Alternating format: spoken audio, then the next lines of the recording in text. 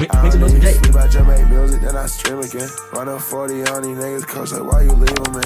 New Balenci jacket, yeah, the inside is beaver skin. Let them do that talking, I can't ever fucking beef with them. Hate a regular bitch, I swear to God, I cannot be with them. Colors in my dress like mom, I promise ain't no f***ing shit. I ain't never had no problem bagging bitch. Take a razor. Alright. I built a cardboard Airbnb. I don't know how I'm going to build a house entirely out of cardboard and list it on Airbnb. But here's the thing. If I'm going to successfully get a cardboard house to be accepted on Airbnb, it's gotta be legit. Now, I don't really have the resources to hire an architect or a construction team, so I gotta make do with what I got. And with that being said, here's what I got. A ton of cardboard that I spent the last 3 weeks gathering from various friends' houses and dumpsters because cardboard is really expensive. And I also have a ton of duct tape to hold it all together. Now, I had a spot to build the house, but it needed a foundation. And I have all these wooden pallets that should work just fine. I gathered up all the pallets and started laying them out until I had a decent shape down for the foundation. And then I realized if I wanted to make this house a decent size, I was going to need more pallets. Alexa, add pallets to my shopping list. Alexa! So I started working on the walls. By using adhesive spray, duct tape, and some basic brain power, I was starting to get somewhere. Okay, so the first corner of the house is done. Nigga. Kinda. The next day, I brought my wall out to work on it just to find out. It rained pretty bad last night, and the humidity is making the cardboard super flimsy. My tape is coming off of the cardboard. It's just a total mess right now. I spent the first hour of my day just patching up the damage and trying to reinforce the walls. But then I got a pretty good idea. By cutting a bunch of small cardboard strips and folding them into little beam type things, I could use them as supports on the inside of the walls. So I folded up a bunch and tried straightening out one of the walls. Once I had the whole wall done, I stood it back up to test it out. And well, it's definitely better. And since it worked so well, I decided to make a bunch of those beam things. But every time I pick these walls up, they bend over me. They're super flimsy. They're not gonna hold. But I think I figured out a way to fix this. I'm gonna take more of these support beams and lay them across between these beams, giving me more support this way, not just this way. After putting all the horizontal support in the wall, it was time to glue down some sheets for the interior walls. After all, if I want Airbnb to take me seriously, I'm gonna have to make these walls super thick and sturdy. Okay, this first wall is done, I think. Let's stand this thing up. Yo, this is super sturdy. What? Yo, now that's a wall. Now I just gotta do that 3 more times and build a roof. Now I'm sure you're wondering how I'm able to build such beautiful creations. Well, I've been building houses since I was like 6 years old. Up on ladders and scaffolds, down in the trenches, inside houses, outside houses, on top of houses. I was always working and I loved it. I mean, look at me. This looks straight out of a history book under child labor laws. Okay, so now that I had a folding technique nailed down and a basic blueprint for these walls, I had some serious gas. I mean, I was cooking with it, the gas. I was cooking with gas. Now, I was moving pretty fast for a while, and the progress was looking beautiful. One side of the front wall is done, and the best part is, I can carry it by myself. But I started to get kind of tired. At this point, I feel like it's easier to build like an actual house. My hands are very swollen. So I did my best for as long as I could, but I slowed all the way down. The next day I came in with one last wall to make. I know that shit's I had a can hard. of adhesive spray and my trusty roll of duct tape. I wasn't messing around. With a little sweat, few tears, and minimal messing around, I completed the last wall.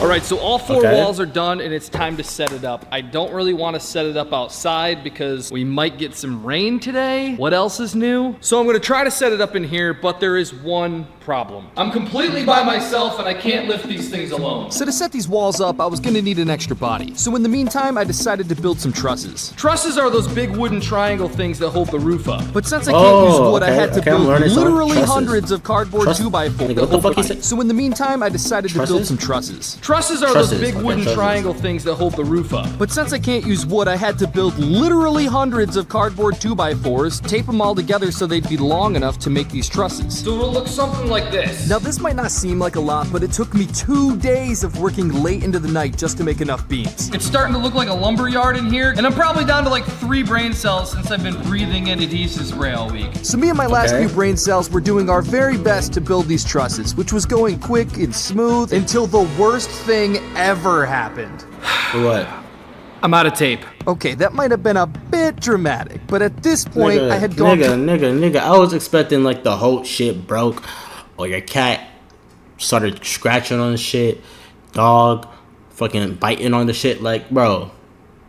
over 27 rolls of duct tape and 14 cans of adhesive spray, which put me about $439 in the hole. And that hole was about to get a lot deeper as this project went on. But I wasn't stopping until I built the most luxurious cardboard house and rented it to someone on Airbnb. So after yet another hard day's work and many more rolls of duct tape, I had all the trusses I needed for the roof. And at this point, I did my best to put the walls together just to see if this was structurally sound. And I almost broke my camera in the process. Oh, I just saved your life. This is huge. I got my front door, back wall here, and then other big wall. This is huge. These ceilings are mega high. They're 7 feet tall. Which raised the question, how was I, a 5'7" real-life Mario, going to set these trusses on top of the walls? I wasn't having any luck at all. So there's no way to set these trusses one by one on top of the wall. So I'm gonna build the roof on the floor, connecting the trusses to the beams, one every 18 inches. Now this part was pretty challenging because I had to keep each truss straight and parallel with each other as I taped them together. But with a little hard work, patience, and a ton of stubbornness, I successfully built the world's first up-to-code cardboard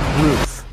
Hey, it kind of works. How do you plan on getting this thing out the garage? Oh my God. What did I do? Like an idiot, I made the roof too big to fit out the garage doors. How could I have been so foolish? But I wasn't about to let this be my demise. So I quickly disassembled part of the trusses, and with the help of my friends and neighbors, I was able to maneuver them out the door. Once we got the roof to the foundation, it was time to finish this once and for all. First was the porch roof. Spray, tape, complete. Then it was the main roof. Spray, tape, complete. So there's only one last thing to do. Put it all together.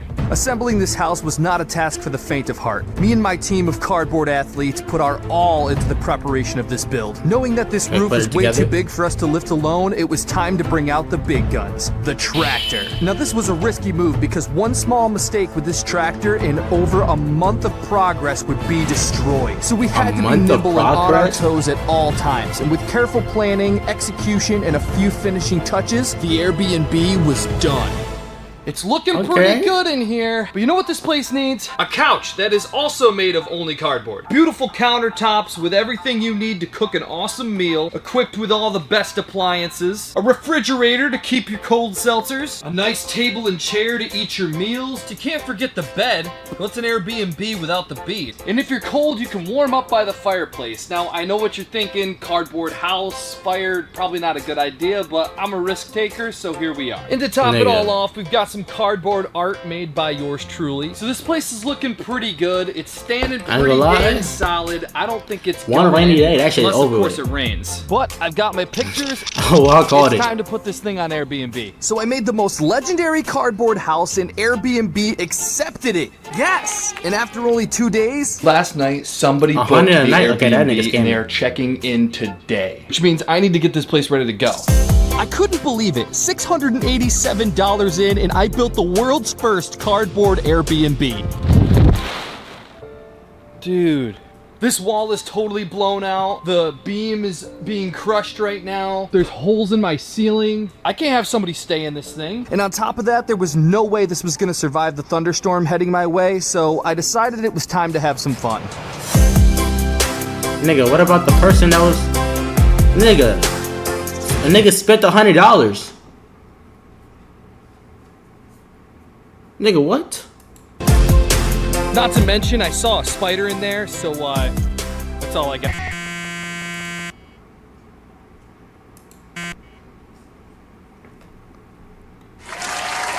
Nice. W video?